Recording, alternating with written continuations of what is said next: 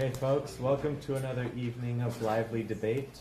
I'm your moderator, Marco Balog. I'm the president of the PSU Freethinkers. Tonight's debate topic will be which best explains man's origin, creation, or evolution. And for the creation side, we have Dr. Bart Rask, and for the evolution side, we have Bernie Daler. We'll begin with 20-minute presentations by each speaker, followed by a 10-minute interrogation in which they'll be able to converse, but one speaker will have the right to interrupt the other, followed by 28 minutes of conversation with the audience. So we're going to try to have it, rather than cutting people off while they're talking to the speakers, we're going to allow some more open conversation. And then we'll close with short summaries by each speaker. So Bernie, you have the first 20 minutes when you're ready. Okay, yeah, I'm ready. All right, so you can see the slide over here on the wall. And, okay, good, I can see the timer there. So just a little bit of a background about me. I grew up as a Roman Catholic through high school. In college, I became a born-again evangelical Christian. I was one for over 25 years. I liked apologetics and evangelism, and so through those 25 years, I grew as an evangelical Christian. I even started a ministry called freegoodnews.com where I could preach the gospel on cable TV, local cable TV, and the internet. While I was working in the computer field, I got a master's degree from Luther Rice Seminary. It's a conservative Baptist seminary, young earth creationist viewpoint. And I became an atheist in 2009, 2 years after I got my seminary degree, which is 5 years ago now. I'm active in atheist and secular leadership in the local area. For example, I started a group called the Center for Philosophical Naturalism to help promote a naturalistic worldview, and also involved in Sunday Assembly. I'm the chairman of the local Sunday Assembly group, and it's known as the church without the God bits kind of thing. So they have like popular songs and inspirational messages without God. That's what Sunday Assembly is, in case you haven't heard of it. And then I'm also involved in prison outreach. I'm meeting with an inmate at the federal prison in Beaverton, Oregon, to help him get a humanist group started there. So here's two major hypotheses we want to talk about. And some people may think there's more than just two. Let's not have a false dichotomy here. But I think we could say there's two if we look at it, especially from just the human origins standpoint. One major hypothesis is that humans descended from other animals, and whether that's God-guided or not, I'd like to just say, let's just talk about common descent. Did humans descend from other animals, or was it basically a work of magic? You know, God did something from scratch, whether it's literal in the Bible where he molded clay into the form of a human, a man, and breathed life into it, or some other poof kind of thing. So basically, there's creation by poof is one major way. This is what the young earth creationists and the old earth creationists believe, is that God just did these miracles from scratch at certain points in time. And the evolution says that humans evolved from other animals. So even if you say it was God-guided, I think that's a big development in the Christian community, because I think like 40% of the population in America right now rejects common descent. And if there is a Christian that does, I have different arguments for people. I want to take them even further into atheism, if I can even get them this far. So usually my chore is just even trying to get people to get common descent. So anyway, those are the two big pictures, two major hypotheses. Humans evolved from other animals, from descent, or from a miracle. So how can we evaluate different hypotheses? You know, maybe there's more hypotheses, like, for example, intelligent design said maybe an alien did it. Well, if an alien did it and they did not evolve from common descent, that's kind of a special creation moment too. So again, that's anti-evolution, because evolution says animals evolved from other animals. Okay, so this is a really good book. This is kind of like my Bible. This is taught in critical thinking courses in philosophy. How to think about weird things, because really all the interesting things are weird, like UFOs, the abominable snowman, Loch Ness Monster, spontaneous human combustion, even creation and evolution debates, or creationism. They talk about all of it in here. And so when you have, one of the things is when you're trying to figure out what's the reality here, you want to figure out what all your different hypotheses are and then try to figure out some way to judge these. Which one is the best hypothesis? And so it says there's a criteria of adequacy these two authors talk about. And you've probably never heard of these authors. They're philosophy professors. But so anyway, this criteria of adequacy is 5 things. One is testability, then fruitfulness, scope, simplicity, and conservatism. So just briefly, testability means your hypothesis is testable. They mention that if your hypothesis is not testable, it's worthless. It's not that it could still be true or false, but it's just worthless because you can't test it. So usually testability is a really big thing with science and hypothesis testing to see which is a better hypothesis. If you have 2 hypotheses, one you can test and one you can't, the one that you can test has a lot more weight going for it, or a lot more power behind it. Another one is fruitfulness. Can your hypothesis bring more knowledge that we haven't learned before? And so like, for example, with evolution, there are certain things you might predict, like where to find a fossil, and they actually dig there and find those fossils according to evolution, which if you had the alternate hypothesis, you would have no reason to dig there, for example. So fruitfulness is, does it bring more additional information? Another one is scope. Does your hypothesis explain a whole bunch of things, or is it just one thing? For example, in evolution, does it explain maybe, does it work in conjunction? For example, there's different fossils around different areas based on where these animals lived. So do you take that into account, or do you just look at one little area and say like, oh, well, we're just looking at rabbits in this one area here. And you have a hypothesis that would not stack up somewhere else. So scope is, does it touch other areas? Very good. And simplicity is, does it make sure that your hypothesis doesn't unnecessarily create unnecessary, this is called Occam's razor, where unnecessary ideas to support it. So for example, if you said these fluorescent bulbs work by invisible demons that you cannot test, well, the invention of invisible demons and other things are other things you're creating to try to explain something. So if somebody else just has an explanation about maybe it works with gases that are energized with electrical fields, that doesn't create a bunch of unknown things.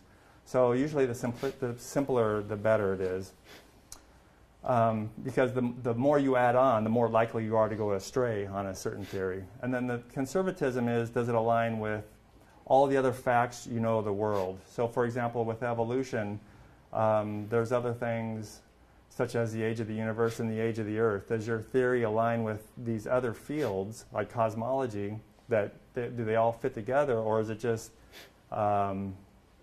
not thinking about that and like assuming a young Earth because that makes your theory good? And if you had to consider the other things like the age of the Earth, according to science, it would probably blow your theory away. So conservatism is, does your theory work good with all the background knowledge that we have in science? Okay, so some of the claims of ideas that it's statistically improbable, life is too wonderfully complex. There's a fine-tuning argument called the anthropic principle, that life was just, these parameters are just right to make life as we know it for humans. And then I want to just throw out some things to consider, like what is life and what is death. Now, what I'm going to do here is, what I should really do is talk about these 2 different hypotheses and rate them according to this. But what I want to do, actually, I'm going to talk more about, I want to try to widen your viewpoint with some different facts. And so it's kind of, I'm kind of going on that last one, conservatism. I want to show you some things that you may not know. So if you believe in creationism, you have to square it with these other facts. Because if you don't know about these other facts, then you don't have any problems because there's no conflict. But once you understand, the more science you know, the more conflicts you can have, and actually the more sure you can be about your hypothesis because it's aligning with all the background information. So I want to bring some things that people don't usually know about. So one of the claims with idea is that, and this is from the Discovery Institute, this is actually, a quote, cut and paste. They said high-speed computers, supercomputers have now used large-scale number crunching to calculate the eons of time and probabilities that are required to develop a cell through chance and mutation. As if they know. I mean, hey, this is accurate. I mean, supercomputers are doing this. But the way the probabilities are is, you cannot have an accurate, nobody can calculate the probability of an unknown process is what it comes down to. If I had a deck of cards here and I said, what are the odds of getting an ace of hearts out of here? You might say 1 out of 52. But what if I didn't tell you what this deck is? Maybe they're all ace of hearts. The probability is 100% if so. Or what if I remove the ace of hearts? The probability is 0. Or what if I removed all the red cards? You know, you just cannot predict something without knowing the underlying processes. And nobody knows in detail how life arose from non-life. Therefore, you cannot calculate it. So it doesn't matter if you have supercomputers or not. You can crunch all the numbers you want to, but if you don't know the process, you can't calculate it. So that might be a form of gambling logical fallacy. Another one is, you know, the cell is so mind-boggling, it's got to be made. I mean, it's just, at Darwin's time, they thought the cell was like Jell-O, you know, just something really simple. But the more you get in there, you see all these micro machines and everything. And I want to totally agree with this. It is mind-blowing. And, you know, and the same thing with physics. It's mind-blowing when you look at subatomic particles. And, you know, I think the key here is that we are dumb creatures still. I mean, the creationists are saying we are so smart, if we can't figure it out, obviously it's a miracle. But to show you how silly that is, that'd be like Neanderthals around the fire saying, hey, nobody can figure out how thunder is made, therefore it must be God. But, you know, now we know it's electrical differences. We don't know how earthquakes are made, therefore it must be God. No, they were dumb Neanderthals. They didn't know anything about that. Now we know. And in the same way, we're just kind of coming up to speed as animals from nature, trying to figure out what's going on here.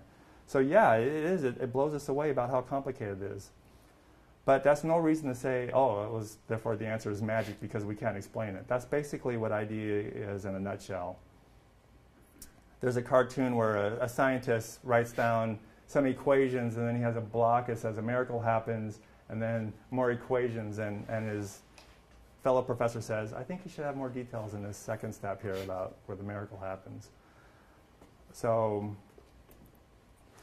you know, just to let you know what we don't know. I mean, Einstein, there's a thing called quantum entanglement where you can get 2 photons entangled, and when you modify one, the other one's modified. Even if you can separate these across the universe, when you move one, the other one moves. Even though light can't even travel that far because the universe is expanding, light can't even traverse it because it's expanding faster than light, but it's instantaneously moved. When you move one, you move the other one. Einstein didn't like that idea. He called it spooky action at a distance. This just shows you, I'll talk more about this too, but it shows you about what we don't know. There's so much we don't know about this. There's one here, okay, well, for example, another argument for about fine-tuning, they have like 20 things about why the universe is so finely tuned that it could not have come by a mindless nature. One is about the explosion of the Big Bang, and that if it was any different, you know, things wouldn't have worked out. Here's Victor Stenger is a physicist who wrote a book about this, and basically his summary was, in short, much of the so-called fine-tuning of the parameters of microphysics is in the eye of the beholder, not always sufficiently versed in physics, who plays with the numbers until they seem to support a prior belief that was based on something other than objective scientific analysis. So in other words, a person believes in God's magic, and he says, look at these parameters to support all this. He also said that, you know, there are like maybe 4 parameters that might be finely tuned, and a lot of the other ones don't. They're not really fine-tuning things. Like, for example, the speed of light. That's just a measurement. It's not really anything finely tuned. So there's a whole list of things about this fine-tuning argument. But in the end, I'm going to get back to this, that there's so much we don't know, and basically you shouldn't just jump to we don't know, therefore it's magic. For example, on this last bullet here, according to the Planck mission team, in the standard model of cosmology, the total mass energy of the known universe contains 4.9% ordinary matter, almost 27% dark matter, and 68% dark energy. Dark matter and dark energy is a total unknown. So we have 5% here that we kind of understand, and 75%, they're clueless. They don't know what dark matter is and dark energy. It's kind of placeholders in their equations.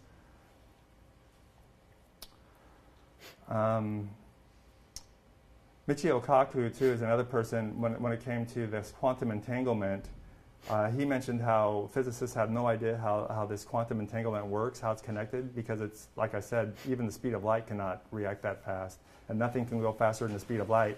And he said, this is embarrassing to physicists. It's like we don't know anything. They don't even understand. It's like we don't know the fabric of reality here. Just to, I think, humble everybody a little bit.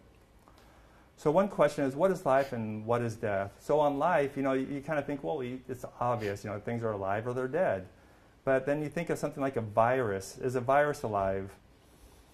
Look at this virus in the picture. It looks like a spaceship. It lands on the cell and it injects DNA. It cannot reproduce its own DNA. It injects DNA into a cell. The cell replicates it, and then these replicated viruses pop out of the cell. And this is how they replicate. Now, if you think this is an intelligent design too, I mean, it looks kind of cool, this spaceship virus here, the way it works. Is this God's intelligent design, this virus? I mean, did he intelligent design this to do all these diseases too, like HIV and AIDS? Is God designing these things? I mean, sometimes people just give intelligent design for the good things. What about the evil things or the bad things? All the pain and misery it's doing. So look at the entire picture there, not just look at the good things only. And then for death, did you know that tree frogs can be frozen, totally frozen? There's no heartbeat. There's no brain waves. There's nothing. They're totally frozen. And then when the spring comes, their heart starts beating again. You can go on YouTube and watch this. You can see a frozen frog sort of come back to life, quote. But is it even coming back to life? What is this death? Because when it's frozen, and let's say you smashed it, it's not any more dead than it was. It's in the same state of not operating. So is that dead? And then if you say, yeah, it's dead, well, then how would it come back to life? How do you come back to life from the dead? So life and death are very complicated, and there's various, and so like when you say, like, how did life arise? It could be very well arise in stages through a lot of different increments. And this is why it's really tricky to think about what is life, because like I said earlier, is a virus alive? You might say, well, life basically has to be able to reproduce. Well, a virus can't reproduce by itself, but it has DNA. As far as intelligent design, it's like these things are so amazing. It must be intelligent designed. What about unintelligent design? For example, vitamin C. We have to eat vitamin C because our body cannot make it. Why can't our body make it? Because we have a busted enzyme. It's called the gulo gene for short. If we don't eat vitamin C, we get scurvy. The chimps, our cousins, have the same problem, and gorillas too. But a lot of other mammals don't, like dogs, cats, and mice. They don't have that problem. They don't have to eat vitamin C. Their body makes it. So why do we have this corrupted copy and the chimps, but not the cats and the lions? Sometimes Christians say, like, oh, it was part of the fall. Okay, so why would God mess up our vitamin C gene in our human body and also for the chimp, but not the cats? The dividing line didn't make sense there. So there's a whole bunch of pseudogenes. I'll talk more about some of those. Pseudogenes are busted copies of genes that we have inherited. So they don't make any sense with intelligent design if you think that God made us from scratch. But it all makes sense if you believe that there was common descent. How about evil design? Mark Twain said that, if a human were to invent the fly and set this thing loose in Africa or something, this guy would be worse than Hitler. Flies are so good at transmitting disease, both bacteria and viruses. And, this is said to be made by an all-loving and all-knowing God. So this is kind of hard to square when you talk about intelligent design. And then look at all the different funny things in nature. Is God really making funny things like this? I mean, with evolution, it makes sense that nature is trying to find all these ecological niches and fill them. Like the platypus, a mammal that lays eggs. That's a very rare thing. Has the bill of a duck. A duck is a bird, not a mammal. The tail of a beaver, and it's even venomous. Usually it's the reptiles and the fish that are venomous. It's very rare for a mammal. The male platypus has a spur on its hind limb that can inject venom. And then sometimes people think, well, sex is so amazing because you got male and female, and how could that arise? How could you explain that? Mm-hmm. Flatworms are kind of funny. I mean, there's a whole bunch of funny things going on in sex in the animal world, but just one thing is these flatworms, they have these dagger-like penises, and they basically fence, and the one that gets stabbed is the one that becomes the mother. So that's an interesting way. But there's a whole bunch of hermaphroditism in there, which means they have both male and female reproductive organs. There's a bunch of animals like that, like all sea slugs are hermaphrodites. I found that accepting evolution is kind of a watershed event. That's why I like to focus on human evolution, because once you accept this, then all other objections seem to fall away. I have two evidences here I want to talk about, which I'm going to run out of time for. But one is fused human chromosome number 2. We see vestigial telomeres and centromeres. If you want to talk about this, we could talk about this. And the other one, this is a chart about the pseudogenes. For example, the one at the very bottom there shows that everybody, the orangutan, gorilla, chimp, and human, have this one broken pseudogene. The next 3 means just the gorilla and the chimp and the human have that, but not the orangutan. The next 3 means that the gorilla, the chimp, and the human have that, but not the chimp and the human have that, but not the gorilla or the orangutan. And then the human has 15, but these, the chimp and the gorilla and the orangutan don't have these. So basically, you can see how it falls through descent. This is a Christian that accepts evolution said this is what changed his mind. So basically, I just want to say in summary that all I can offer you, here's an inspirational thing. Basically, if you leave Christianity, you accept the world as it is, and you don't have to wonder about why bad things happen. That's just nature. And there's no replacement for Santa Claus and free gifts. It's just you got to deal with your mortality. But I think you appreciate life more because you're accepting it as it is. So I'll leave it with that. Okay, thank you, Bernie. Dr. Rask, you have 20 minutes for your presentation. All right. My name is Bart Rask. My day job is I'm an orthopedic surgeon in private practice in Hillsborough. And instead of golf, I do these debates with Bernie.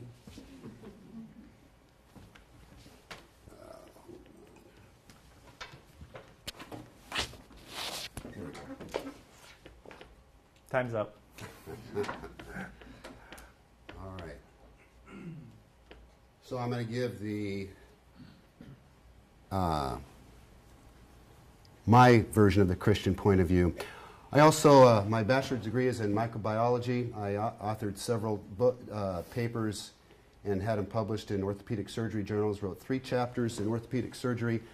The hat I'm wearing is of that one of the principal reviewer of the American Journal of Sports Medicine. This is the most widely read orthopedic journal in the world, and I've been a principal reviewer for several years now. My role as a reviewer is to see if conclusions written by investigators match the data, and that is what I did with the theory of evolution.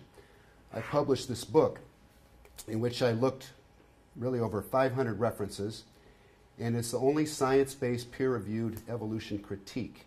And it contains point-by-point challenges to my critique by evolutionists from UC Berkeley and another one from Oregon State. When I was writing this book, someone told me, well, how would someone challenge your remarks? And so I paid 2 very experienced fellows to challenge my remarks. And I said, you have to support your challenge with references. So they sent me their references, and I read their references, and all their points were just variations of a theme that didn't change my opinion. Creationism. Universe, life, natural law created by a supernatural force of God, while natural law explains how life works. Creationism, the supernatural, explains how life began. A lot of people conflate these 2 issues, how it works versus how it began. Evolution, defined by the National Science Foundation, is descent with modification from common ancestor. The mechanism is sometimes misquoted as simply natural selection. First, you must modify the individual by random mutation of the DNA. Then you modify the population by natural selection. Natural selection modifies the population after an individual is changed. There are 2 types of truths theories. There is scientific, which include empirical evidence and testability. such as in medicine, the law of gravity, and there are historical truths based on believing that the humans that wrote the records are not lying, such as what we know about the Holocaust, the ancient Roman Empire. Creationism falls into historical truth. It's based on what's written in the book of Genesis, as written by Moses, as dictated by God. Cases against creationism. Well, many people just deny the historical record. They claim it was misrecorded, fabricated. But these arguments could be said for any historical phenomenon, like the Holocaust. Now, a good argument is supernatural phenomena have never occurred. I say they have. I don't think that's a very productive argument. It's a he said, she said argument, and I'm not going to focus on this. My case for creationism boils down to this. There's human documentation of creationism. Some people just flatly deny it. Evolution is doesn't advertise to have any human documentation. No one claimed to have seen ape-like creatures evolve to man. So it's not part of the equation. Scientific evidence, creationism doesn't claim to have scientific evidence. It's based on historical record. Evolution claims to have scientific evidence, but it's really not scientific evidence, and I'll show you why. Creationism can be inferred from observations. Evolution claims it can be inferred, but it really can't. Inferring creationism. Both evolution and creationism assume in the beginning there were no complex organisms, then a phenomenon created complex organisms. Creationism is inferred because of a continuation of the trend of the observed relationship between increasing complexity and increasing intelligence. Evolution cannot be inferred because there is no observed relationship between increasing complexity, random mutation, natural selection, and time, which equals evolution. Now, my basis for creationism, some people call this analogous to the watchmaker's analogy. If the best you can accomplish is chaos, you don't have any intelligence, like a storm. Simple things like nests and hives, you have minimal intelligence, such as in birds and bees. If you're a low intelligent human, and the best you can do is a mousetrap. Computers, much more complex, require a high intelligent human. Cells in man, ever more complex, require the highest intelligence. That is how I rationalize creationism. Inferring evolution has no basis. Evolution correlates with variations of the same, not greater complexity. Bernie and I agree on some features of what I call science. He calls adequacy. We both agree that testability is important. I listed the philosophers, my references. There's William Whewell, Braithwaite, and Popper. Falsifiability and empirical evidence, anything which can be observed or measured. These are criteria accepted by evolutionists, and I listed 4. They're not my criteria. Evolution theory is not science. There's no empirical evidence, and you cannot test a theory that purportedly occurred over billions and millions of years. Now, example of true testability is in microbiology. You can test that Staph aureus causes skin boils by inoculating staph versus saline to the skin. The result is boil caused by the staph only. You cannot test historical truths. These are based on written documents and the fact that you believe the witnesses. The Holocaust is one, history of the Roman Empire, and I acknowledge that you cannot test the existence of God. You cannot, so for example, you cannot do an experiment in 2015 to gather empiric evidence for any of those things. I do believe in microevolution.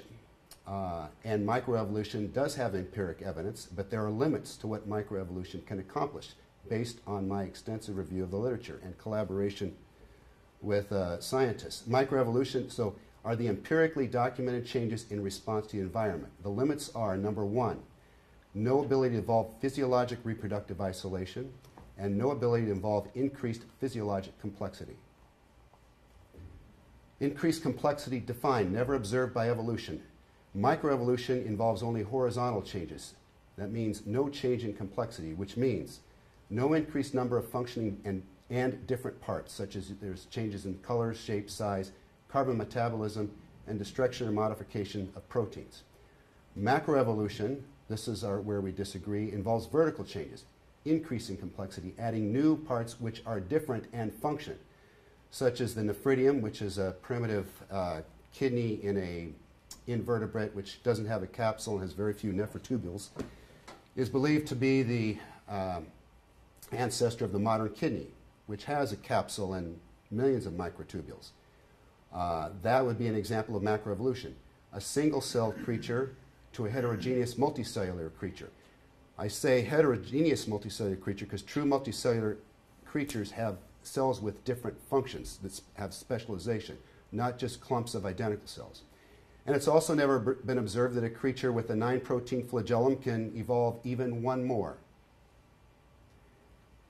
Defining what physiologic reproductive isolation means. That is what evolution says happened millions of times. So that means two species that cannot reproduce. So if you put a sperm and an egg in a test tube or do artificial insemination, there will be no viable offspring. This contrasts with non-physiologic reproductive isolation, which occurs all the time in microevolution.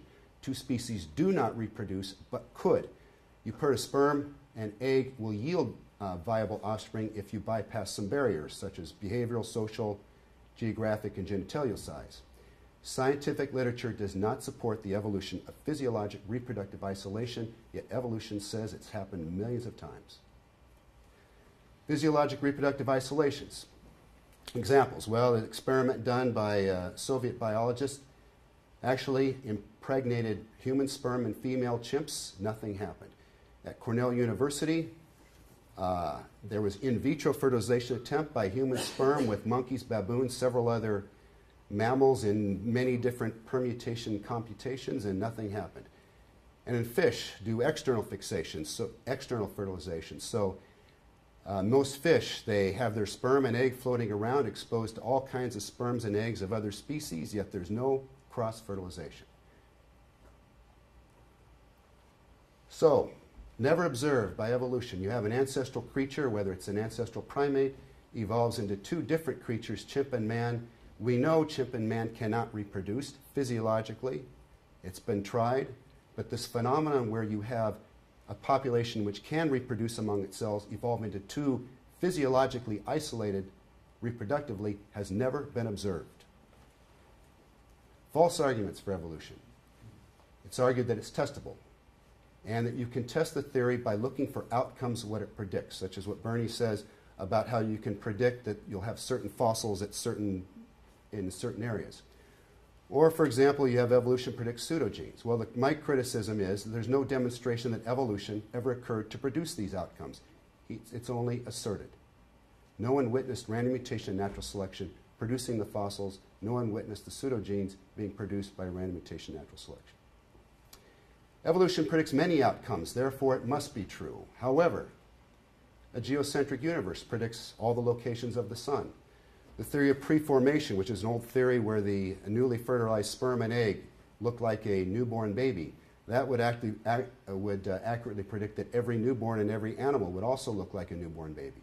So the number of positive outcomes is not enough to support your theory. You must show the outcome was caused by the theory. So a problem with evolution tests. Evolution is not really tested, since the theory is neither tested nor observed when you simply go out and find things.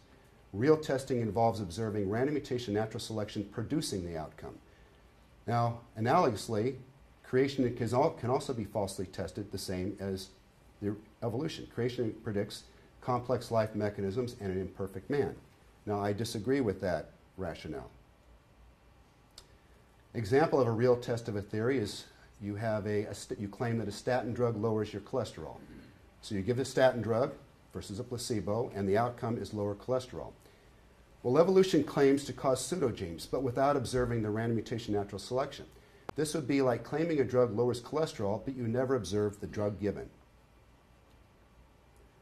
Another false argument, you can infer evolution. Like, what else could it be? It's the simplest explanation. We know by inference. Well, conclusions that can be inferred in simple must be supported by analogous examples. The problem with evolution, there are no analogous examples. So proper inference requires analogous examples. So you can infer an infection after surgery is due to staph without doing any tests, and that happens all the time. And you give an anti-staph drug even though you didn't test for staph in that particular patient. But you can infer it based on thousands of tests done in other patients under a similar circumstance. But you cannot support your you're giving an anti-staph drug based on tests from sexually transmitted infections. It's not an analogous example. Another false inference from evolution is many claim that since microevolution is observed, you can infer with time macroevolution is observed. Problem, it's not an analogous example. Microevolution and macro are qualitatively different. Micro, you have the same complexity, no physiologic reproductive isolation. Macro, the opposite. True inference, an example of true inference for evolution would be if you actually documented there are 10 species that evolve increased complexity or physiologic reproduction, then you can infer that evolution possibly occurred for all species. That's how you really infer. Would evolution be possible? No, because life requires intermolecular fit, and you can do some calculations. So complexity implies a designer creator. You have a 51 amino acid insulin. It must fit a 731 amino acid alpha receptor, which is in all of your cells, with rare exceptions. That alpha receptor must fit a 620 amino acid beta receptor in order to initiate the insulin reaction. There's intermolecular fit, and you look in any biochemistry book, and every page is filled with these types of interactions. So to evolve an insulin receptor, suppose that an ancestral alpha receptor needed to change just 5 amino acids to fit the insulin and the beta receptor. Remember, the alpha receptor is sandwiched between the two. So you have to consider the 4 different nucleotides and the DNA gene size, and you do the math, and you come out to this 1 chance in 5 times 10 to the 19th for just 5 amino acid changes in this extremely large gene. And so the evolving genes for intermolecular fit would be statistically impossible by natural law.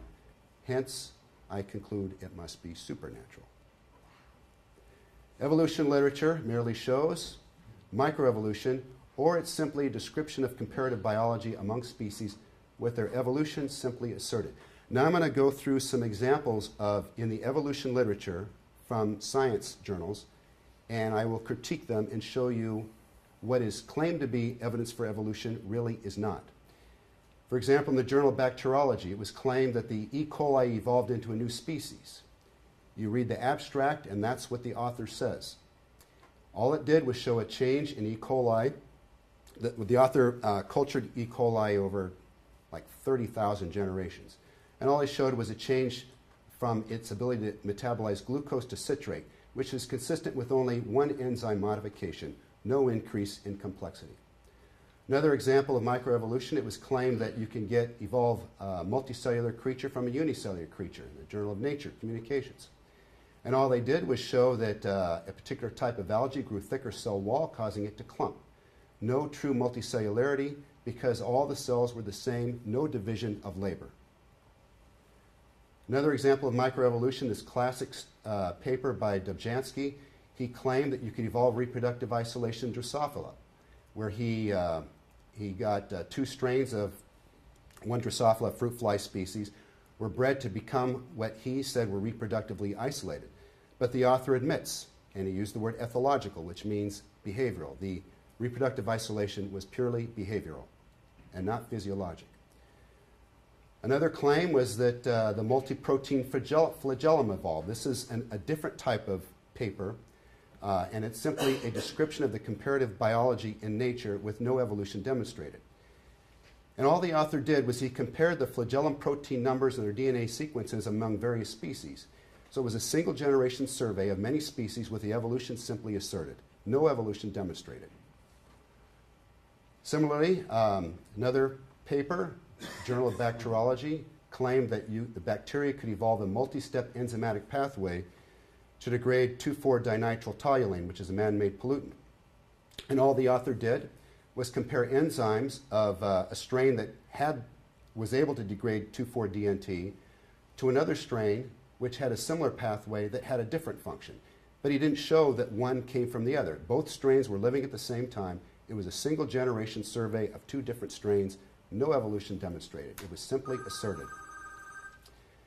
Another comparative biology description, no evolution, is a pseudogene study. Bernie talked about the gulo gene. Well, the gulo gene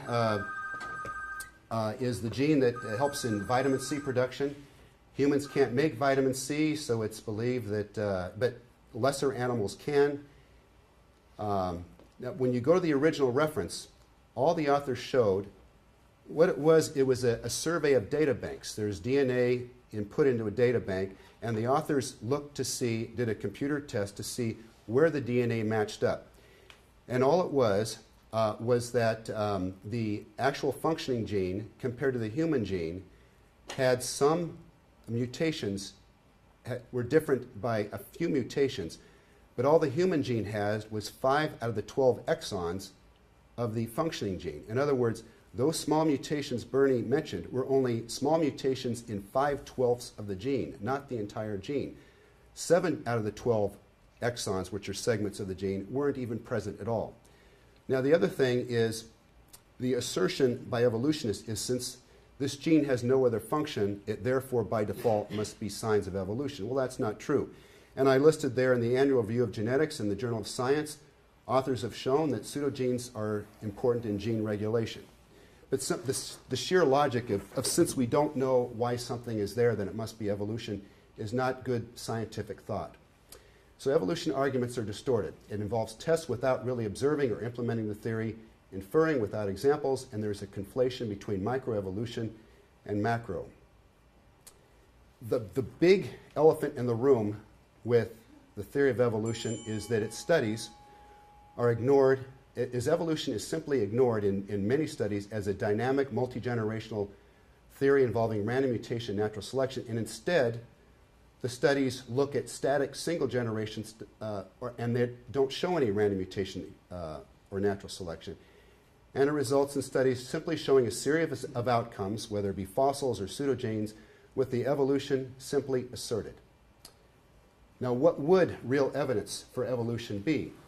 Well, if you showed one species evolving into a physiologically different species by random mutation natural selection. Well, some would argue, well, that would take millions of years. And I would counter-argue, well, therefore it's not testable and not a science. So why creationism?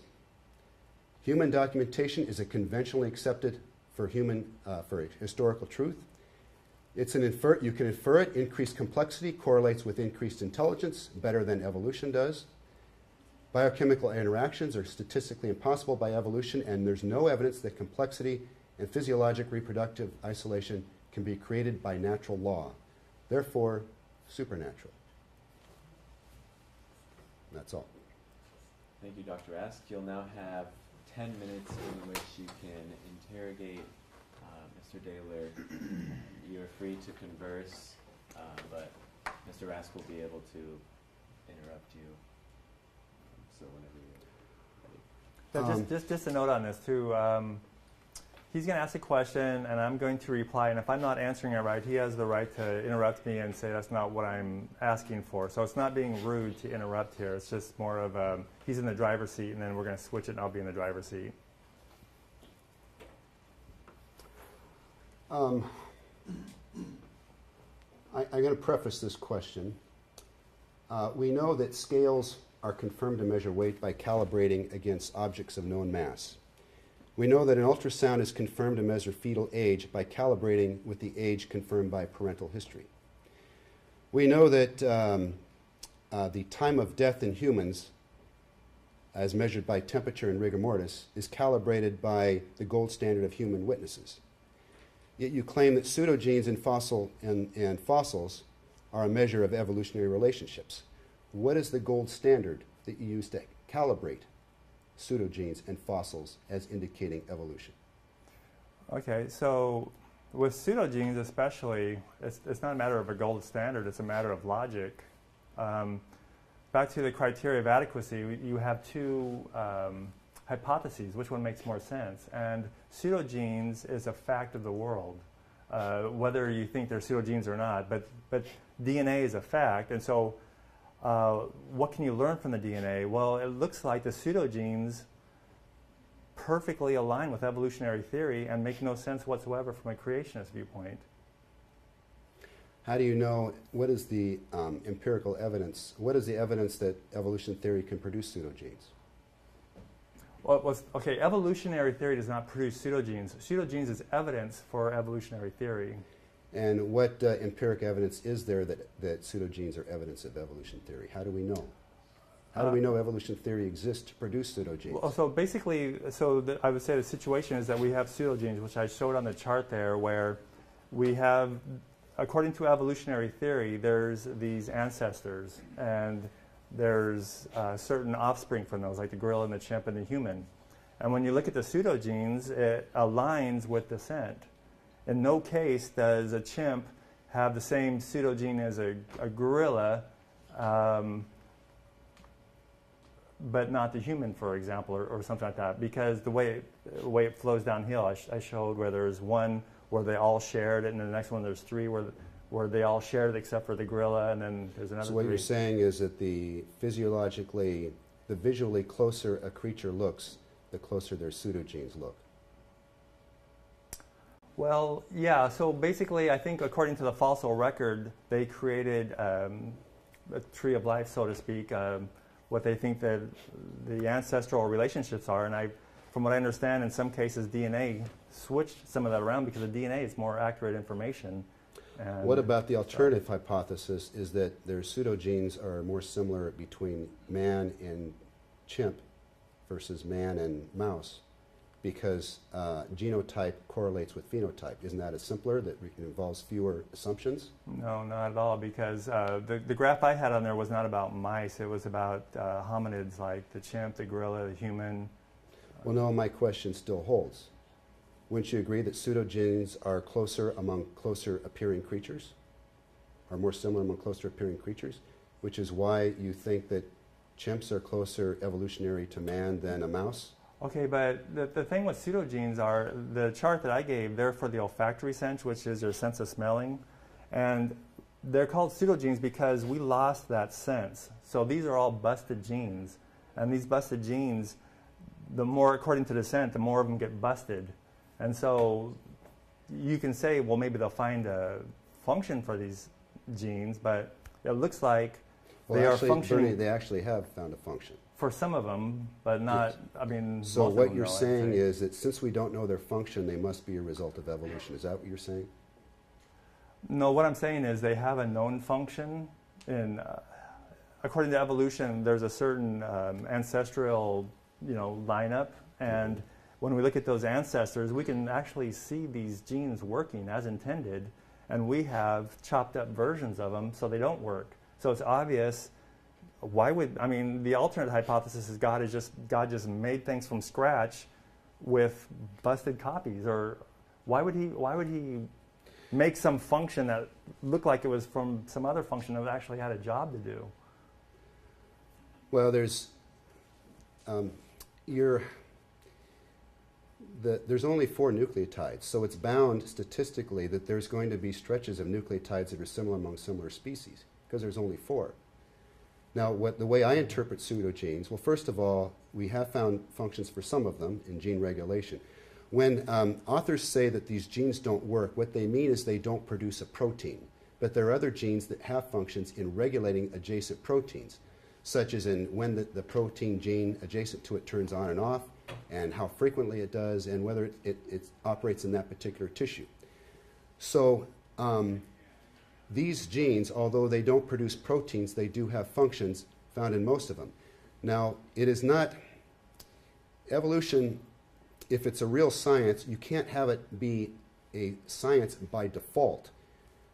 Bernie is saying that since we don't know their function, they must be busted up from evolution. But do you understand what I'm getting at is we don't see the evolution producing these? Well, what is wrong with my concern? Okay, there's 2 things. Like I said, if you look at the ancestral species, according to evolution, these genes actually do a function. For example, the olfactory sense. They actually have keener smelling. We have a mutated copy of that. Now you say, well, there's some other function that was discovered for that. Dennis Venema is a Christian he's an evangelical Christian who tries to tell his fellow Christians the evidence for evolution. And he says arguing that they found some function for a busted gene is like saying, let's say there's a beautiful castle somewhere and it got bombed out during World War II. And somebody can say like, well, that used to be a castle, obviously. And somebody else might, just because, so that used to be a castle, so that's kind of like a pseudogene. It's something busted that used to exist. And somebody else might say like, no, that was created that way. Well, why would somebody create a busted castle? Well, there's function for it, because there's birds that use that for nests. It's a sanctuary for a certain kind of bird. Let me interrupt. You say that these are busted genes. I assert that the genes that you don't know that saying that genes are busted is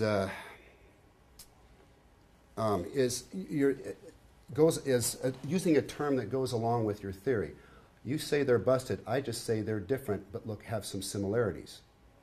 Well, the other thing is you said that... Now, and again, just because something has similarities, my problem is that just because there's similarities among DNA and among physical characteristics, you imply that as prima facie evidence that the fact that there must be a common ancestor.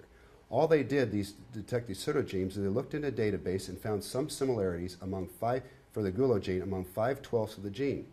Now, there's nothing that says that one gene that a functionless gene was derived from a functional. No one's ever seen it happen. Now, you assert that happened. My problem is there's no empiric evidence that what you call a busted gene, which is what I call a different gene, was derived by the process of random mutation and natural selection. Is there any empiric evidence that a functioning gene in one creature, by random mutation and natural selection over generations, produces what you call a busted gene? Has anyone ever documented that to occur? Okay, well, that's what I'm saying is, I think we have two choices here. One choice is that this gulo gene, that it looks like it's a gulo gene in a human being, but it doesn't work. You're saying that God made us from scratch, and he had some kind of feature he made from DNA code that just happened to look really similar to the gulo gene, but it has some other function. That's right. And the evolutionary viewpoint is that this gulo gene really worked and had a function, and now it doesn't. And now we see the remnants of it. Now you said too that the DNA code, there's only 4 letters. Of course, you're going to see similarities, but actually, just the opposite. There is a lot of redundancy in there. Like, for example, there's an amino acid called leucine, and there's like at least 6 different combinations. There's a lot of redundancy. There's like 6 different combinations. Like, for example, I don't know what it is, but like, let's say it's ATG. It could go ATA, and there's no effect whatsoever. There's no change, because it's the same exact amino acid. So there's like, just for leucine alone, there's like, that's one of the most popular ones, I think, that has the most redundancy. But there's more than one way to code an amino acid. So you can change a letter, and it's the same exact amino acid. And even if you do change the amino acid, like in insulin across humans and chimps, there's actually amino acid change, but they both work. So you can even change an amino acid within a protein, and it still works. So there's a lot more flexibility. It's not like you change one letter and boom, everything dies, and it's very hard to code this thing. Okay, thank you. Bernie, you now have 10 minutes to interrogate Dr. Rask. Okay, can I have the screen projection again? Okay, so you said over and over again there's no evidence for evolution, right? Yes. So I want to review 2 major things that strike me as the evidence. I briefly talked about this, and one we talked about a little bit is the pseudogene. And if we have time, we'll talk more about this. But I want to go to this fused human chromosome number 2. So just as a summarize, are you familiar with this argument, basically? Okay, so basically, on the left here, you see 2 chromosomes in the chimp. And on the end, there's what they call telomeres. It's the ending sequence to show that's the end of that chromosome. And then in the center, there's a centromere. Now, we have one less set of chromosomes than other hominids, and even the Denisovans and Neanderthals. Neanderthals are not considered human. They're in Europe, and Denisovans are Asian hominids that are extinct.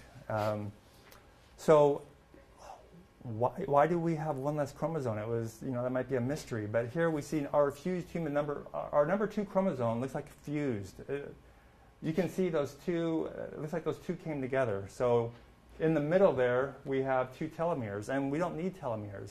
Those are vestigial. They're not used as telomeres.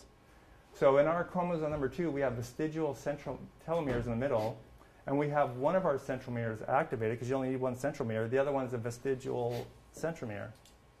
So is it, my question to you is, isn't it obvious that fused human chromosome 2 has vestigial centromeres and telomeres? When you say vestigial, I mean they have no known function. No, I mean, vestigial looks like it's a left. I mean, how else would you explain this? I explain it with the exact amount of evidence that you have. I say it was derived by creationism, and I have no empiric evidence. Now, you forget there's problems with your theory. Number one, it has never been documented that a creature can evolve into another creature with a fused chromosome and become reproductively isolated and viable and be reproductively fertile to create another creature. Okay, so what if I agree with you? We don't know how it happened, but we have evidence here that it did happen without knowing how it happened. You're saying that it did happen, meaning it was derived by evolution. No, all you're showing is 2 chromosomes that have some similarity to it. You don't show that they were derived by random mutation, natural selection, and derived into. Now, let me digress. Well, let me first give one more piece of evidence I didn't mention. When you look at the code, the DNA code on the left one, there's those 2 genes. There's certain bands on what that code is in there, and when you look at that on our fused chromosome, the code matches up almost identical. Well, I question that. What it is, chromosome banding patterns can be misleading. There was a study, and I'm looking at my notes to get it accurate. It was believed that the human Y chromosome was only 1.9% different than the chimp Y chromosome. And that when the chromosomes were compared to each other, the chromosome banding pattern looked identical. The sequencing showed a 1.9% difference. That's not a lot.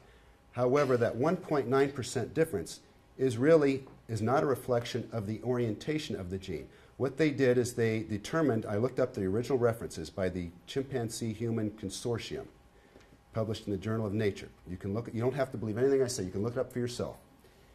When they actually sequenced the gene, now the original way that you need to summarize. So I want to go to more questions here. Okay. So just like my point is, seconds. when they actually sequenced the gene in order, the Y chromosome, which was thought to be a 1.9% difference, actually turned out to be a 30% difference. Okay, but that's off topic, though. I'm talking about this fused human chromosome. Well, what I'm saying is your chromosome banding pattern doesn't reflect its actual DNA sequence. Okay.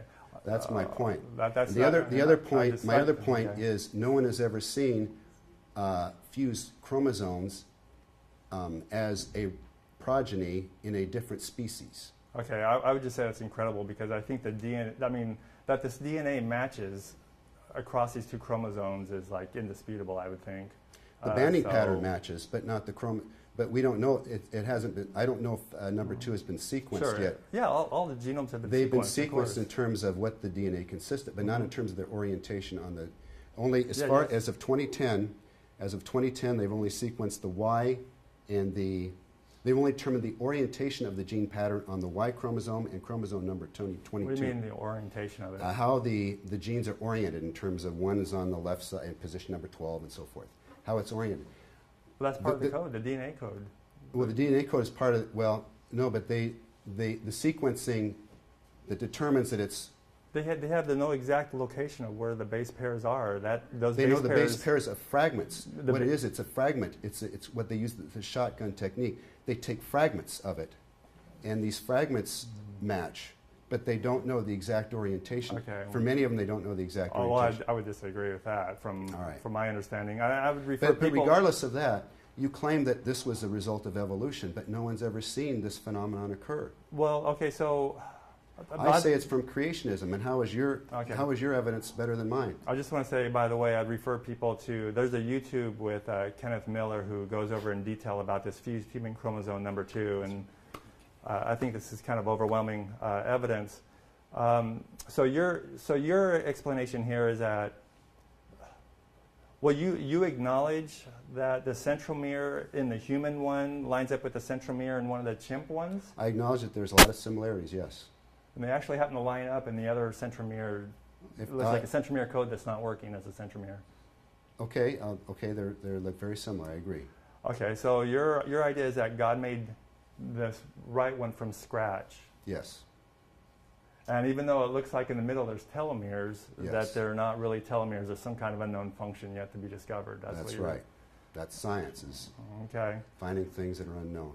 Yeah, so to me, that just strikes me as very unreasonable. But Well, what makes your theory reasonable? Are there any examples? well, I mean, right there is an example. I mean, No, they line no, up hold perfectly. on, Bernie. Remember, this is one of my points. Evolution is a dynamic theory. You're claiming that one was derived from other. All you're showing is that they exist at the same time. This is just You're a showing piece of that evidence. you're showing they exist. Evolution is a dynamic theory saying that the right was a result of random mutation and natural selection of the left.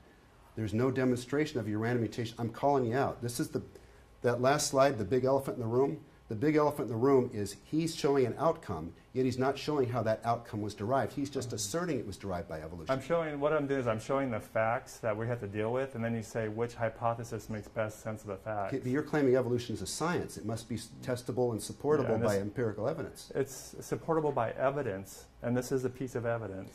Okay, The so I want evidence to of go on. evolution. I want to go on to the next. I want to go right. on to the other one. This is the pseudogenes. Okay, so like number one, okay, the first pseudogene, this is for the olfactory sense or sense of smelling. At the very bottom there, you see number one, okay? That's a common ancestor to all of these hominids, the human, chimp, gorilla, and orangutan. All of them have this, it looks like a busted gene because this gene works in other ancestors, but not in any of these. They all have that. Everybody underneath that has that one. Now the next one is a 3. That common ancestor, the gorilla, the chimp, and the human all have that, but not the orangutan.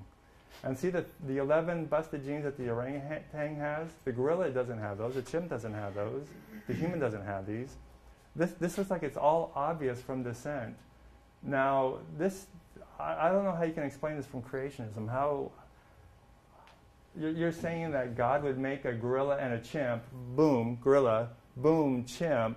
There's no biological relationship between these two, but yet they both have this messed up code or this unknown code for some reason. There's 3 of them, which happens to work in their ancestor, but not them. But it's made for some other reason. You call a busted gene. I just call a gene that has some similarities with another gene. And this gene just happened to look like a gene that actually functions in an ancestor, but doesn't in them. Well, there's only 4 nucleotides, so there's bound to be some crossover among DNA nucleotide patterns among species for different functions. Let me see if I have a slide about this. You keep on talking about this. No, I know about the redundancy. This is an example here. Like this is an insulin code, and so for example, see on the bottom one where it says DS. These are all. The top one is a human, HS. PT is a chimp. The DS are different configurations that you could have. So, for example, the 4th one over to the right, to the left of the green, is called leucine. That's an amino acid. Okay, it's CTG for human, CTP for chimp, but it could be CTG, CTA, CTC, CTT, TTA, TTG. It could be any of those, and it's still exactly leucine, no change whatsoever. So when you say there's only 4 codes, these are the amount of possibles are actually tremendous. There's a huge playground. Okay. So now we'll open it up to questions from the audience, and we'd really like these to be sort of conversation based. So you're allowed to speak multiple times. You can speak to both speakers, that sort of thing. And if you're making progress on the issue, I won't interrupt you, but if things keep rambling on, we'll move on. So, and if you want to come up here, you can be on camera, and I'll give you a free copy of my booklet signed. You don't have to. I'll sit back here. Okay. My question would be: is there testable evidence within the ancient bones found of Denisovan, Neanderthal? Are they able to extract accurate DNA to relate to humans? From what I read, that there's percentages they've recently found Denisovans in Siberia, is where it's found, and Neanderthal from Western Europe, mixed into African humans, into the rest of the world. It's, it's spread across with different percentages. I don't know how accurate that is. I don't know if it's actually testable. Let me comment on that. I'm an orthopedic surgeon. Dead bones don't contain DNA. Soon after a body dies and undergoes decay, the cells within the bone undergo what's called apoptosis. That means they burst. And what's ever in there leaks out and is eaten by bacteria. And I read these studies where they analyze the DNA from bones, and I laugh at them because their bones are found in dirt which have been munched on and crapped on by everything over it, and they claim that the DNA was from the fossil. It's absurd. You're finding a fossil in dirt, and then you claim that the DNA found on it came from the bone. It's absurd. Sure, yeah, I didn't know. Yeah. Okay, well, I just think like I've read those studies. Okay. They're really silly. You put that in a medical journal and they'll laugh at you. But it's this is why I call evolution a pseudoscience. They accept this sloppy test because that's all they have. Okay, I just think like a quick comment that papers like this, they are peer-reviewed by other experts in science. Bart said his book, for example, is peer-reviewed, but it's equivocation. It's a different use of terms. In Bart's way, he wanted to publish a book, and he got some comments from people that had an opposing opinion, and he put those in his book. He calls that peer-reviewed. The way science does peer review is you submit an article, and they could reject it, or they'll say this is not good enough. So it's not the same kind of peer-reviewed. As far as I understand, this Denisovan DNA and Neanderthal DNA and their studies, this is all peer-reviewed. I think it's trustworthy. Okay, let's move on. Right here. Yeah, I want to thank you, gentlemen, for presenting today. And I want to start off with saying that I'm a medical doctor also, and I'm a creationist. I believe in God, and there's many reasons for that. To start with,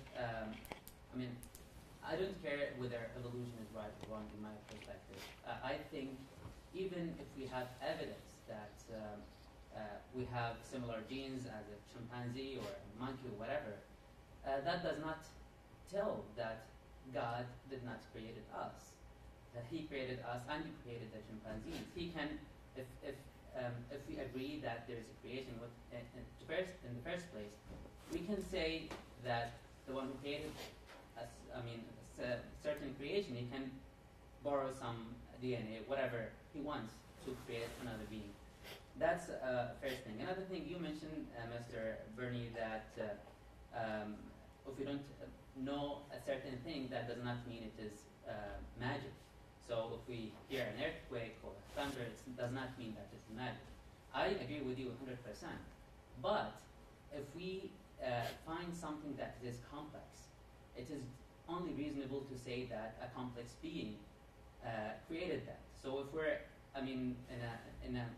in a desert or in whatever, in the forest, and we hear music, we can say that this music is being produced by a musician or by a radio, whatever. We might cannot explain it, but we have to say that it is a creation. Somebody created it. Somebody with intelligence. And I wanted to say that because I think we all agree that Big Bang happened 13.7 billion years ago, and after that. Not necessarily. I don't think everybody agrees with that. Okay, a lot of us agree. Okay. Me and you, at least, right? Okay. You could get to your question. We have other people wanting to ask. Yeah, so this is the question actually. We agreed that it happened very long time ago, and after that there was a lot of heat. There was the life wasn't able to happen. My question is, how would the first cell, very complex being, very very complex being, came about? Yeah. Give me any theory. Even if you cannot support it, any theory. Well, I would just say that that's what scientists are trying to discover right now. They don't really have it all worked out. Yeah, right. Just like the Neanderthals didn't have it worked out why lightning or thunder works or earthquakes.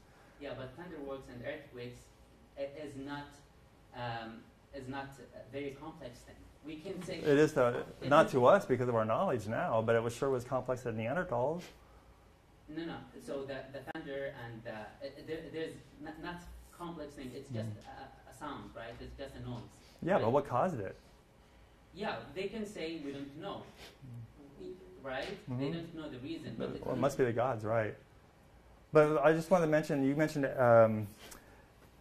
the reason why evolution is such a huge deal with Christian theology is because they believe in an Adam and Eve that we all descended from, it, that they're the first humans. And the thing is, with evolution, there's no first of any species, because evolution happens over time and within a population. Never does the first human pop out of a non-human. There's no such thing as a first fish, first rabbit, first human, first anything. So that's a big complication. This is one reason why I say it's a watershed event, because once you accept this, then I think it enables everything about evolution to be Let's known. go to the next question, please. Well, maybe Bart can reply on this too. I've been able to give him a I have chance. nothing to add. Go ahead.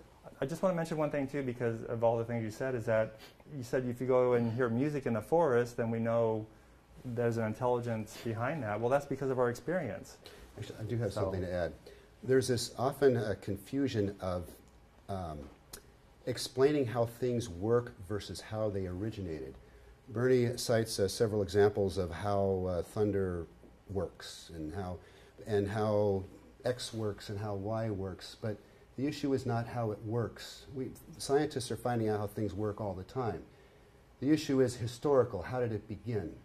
And there is no known science to go back that far.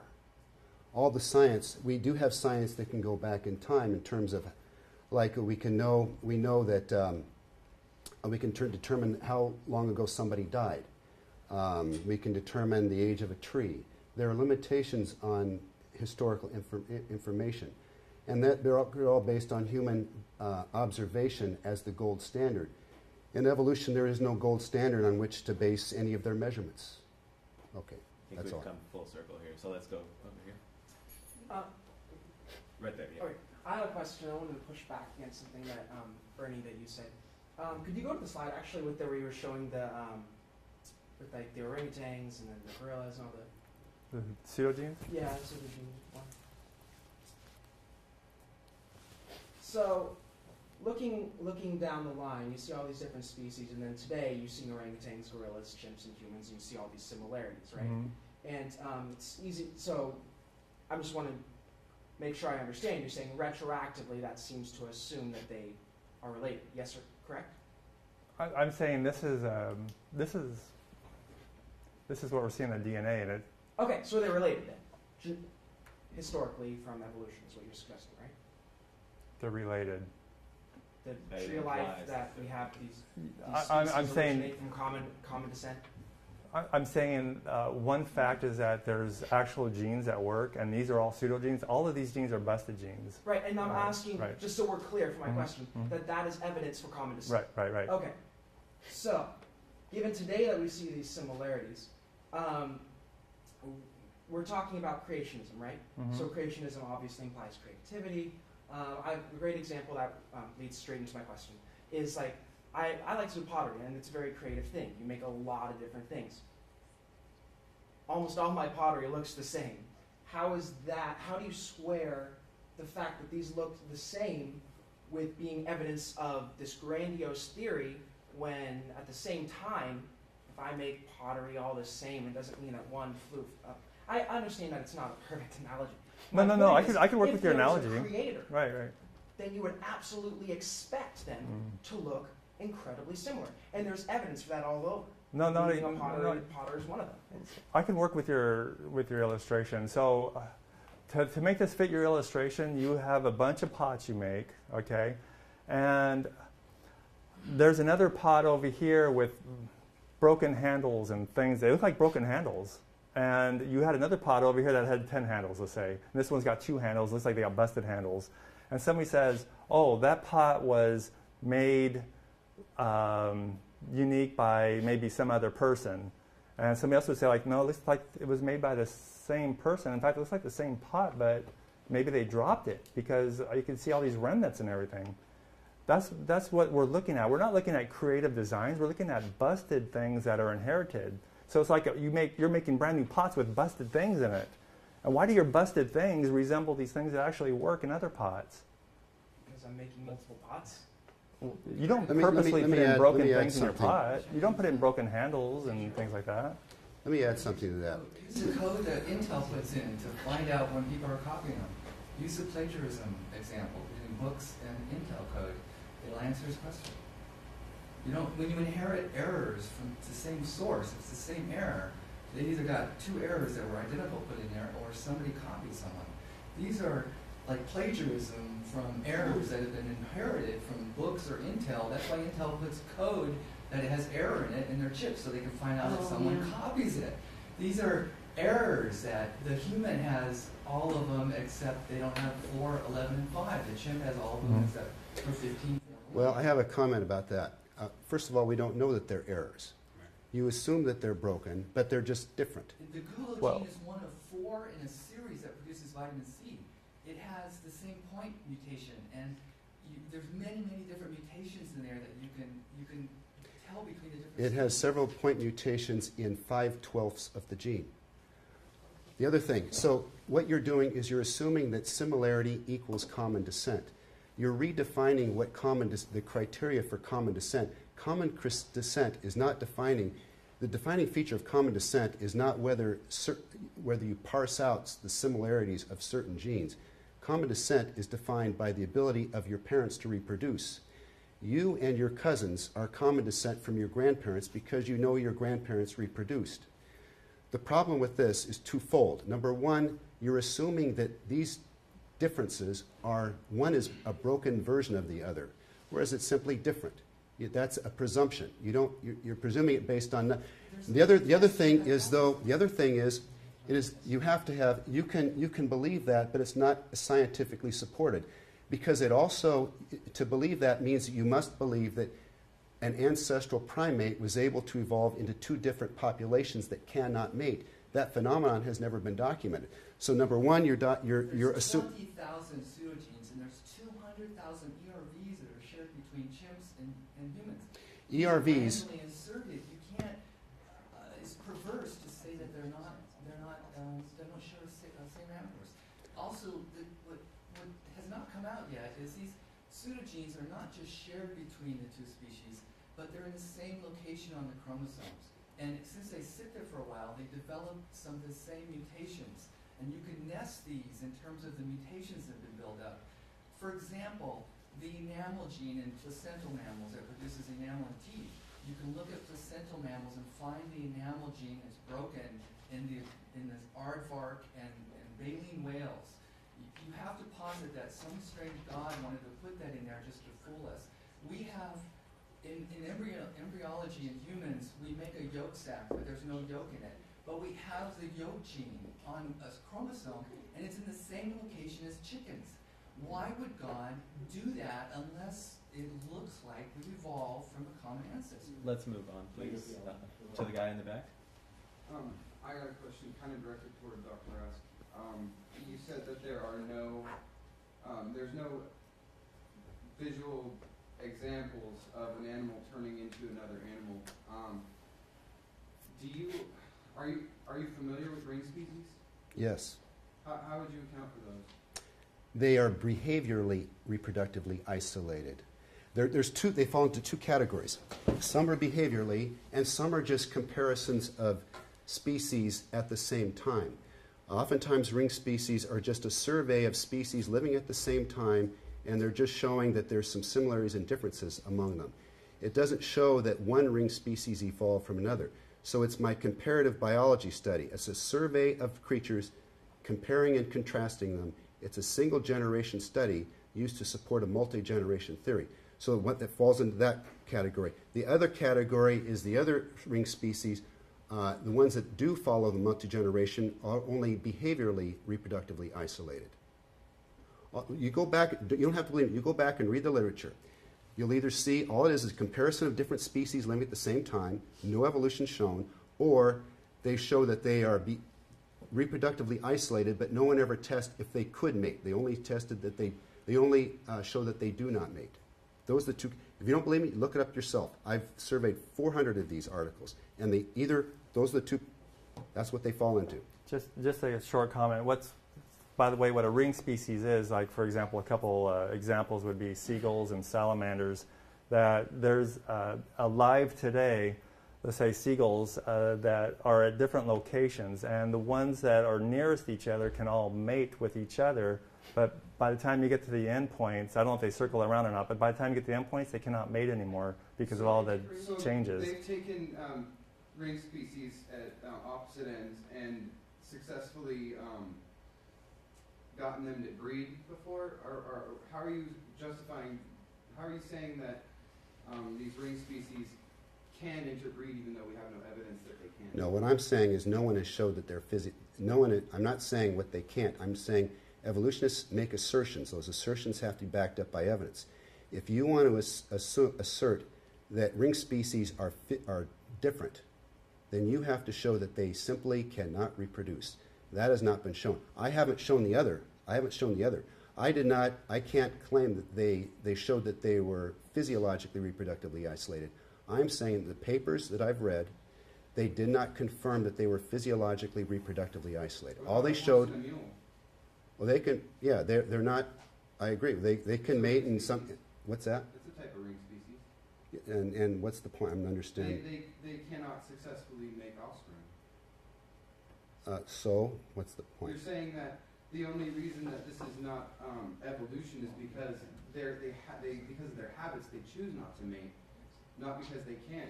Well, no, what I'm saying is that if evolution were true, it has to explain the observed phenomenon that there are species that simply cannot mate. Now, I agree that a mule is an example of macroevolution. Mule goes into the macroevolution category. It's a different species, but it can mate. And some mules are, but it's a product of two species that can mate. Let's move on to the back corner over there. Well, by the way, we need to be out of this room at 9 o'clock, and it's getting near, and so this might be the last question. Do you want to? Yeah, question for the creationist guy. So, I know who I am. I was wondering, in your PowerPoint, you stated that since we have historical records that support creationist theories, Yes. that's a point in favor of creationism over evolution. I'm sorry, what was that again? In your PowerPoint, you stated that since we have historical records that support creationist theories, that's a point for creationism over evolution. What I was wondering, though, is there are a lot of creation stories. Like, we have, tons of Native American tribes that have their own creation stories. We have creation stories, Buddhism, Hinduism, Christianity. And, obviously it makes no logical sense that all of these could be true at the same time. So I was wondering, what makes your creation story more credible than any of the others for which we also have many historical records? Well, I don't have a good answer for that. I don't know about the other creation stories. And this is my first point about historical documentation. It's a he said, she said. You can either believe some historical documents or you can't. And I don't have a way of arguing one way or the other. I choose to believe that, but there's no point in arguing about this because it's written documentation and you can either believe it or not. Some people believe the Holocaust, some people don't. Some people dispute over the date of the George Washington's birth. It's historical documentation. You can either believe that the people wrote it down, knew what they were talking about or not. That's all I can say about that. There's not much more to say. The Big Bang works with that, though. Christian creation story is the only creation event, at least as I'm aware, that asserts that time and space came into being. Well, I don't think history is a matter of just believing it or not. I mean, I think history is based on evidence. So I just sometimes the only evidence you have is what people wrote down.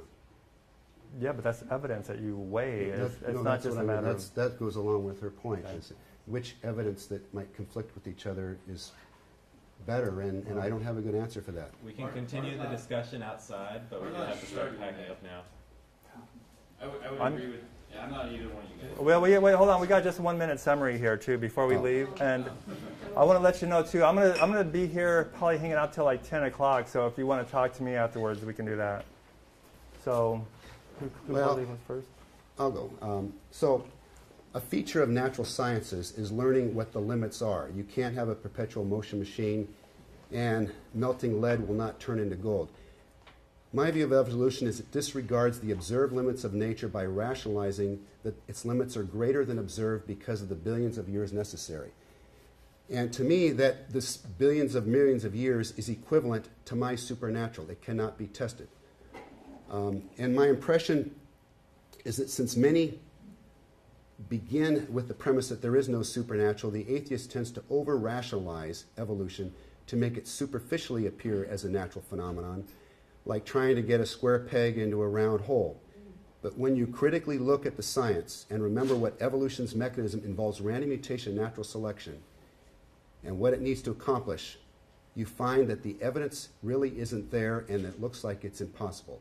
One must accept that the real science to conclude that the creation of life, because of that, you have to conclude that the creation of life could not have been by natural law. In the past, many have falsely attributed questions about how life functions to the supernatural. So with the advent of the scientific method, we know that life is not governed by supernatural but by natural laws. The problem is that since many assume that since man erred on life's functions, it also must err on its origin. But to show this, unfortunately, science had to deviate from scientific methodology to try to show the results that they want. That's my conclusion. Okay, and just summary, one thing I want to mention, this is something John brought up too about the copy errors. So basically, Bart says that it is not testable. It's not science because it's not testable. And it is testable in the sense that you can look at the evidence and see which hypothesis makes the best sense of the world. Now, like John was mentioning about the microcode, it turns out in computer chips, just one example, it turns out in computer chips there's a microcode in there. And that controls a lot of the functions of the chip. There's a competitor of one major manufacturer one time that was accused of copying this other chip. And one way they know that there was copying going on is because the major manufacturer actually had accidents, bad code in there. And the person who copied it didn't know what they were doing, so they actually copied the bad stuff too. So not only is when you have the bad stuff evidence that you copied something, the other piece of evidence is that they could have wrote the code in a different way, and that's actually what they had to do. They had to go to what they call a clean room and do it from scratch. And when they do it from scratch, of course, the code is totally different. I mentioned this one time to an evangelical Christian that's also an evolutionist, and he said, yeah, you know, maybe even a better example for Christians is the Bible. There is no original manuscript. They have manuscripts all over, different languages, different times. And they have criteria where they look at it. You can look at the copies. You can kind of figure out which one's older, which one's more reliable based on all kinds of, there's like a descent within manuscripts. And so this logic is something you know very much about. So it's just applied to biology and not just the Bible, okay? You can, apply it that way. So let's proceed outside, yeah. folks.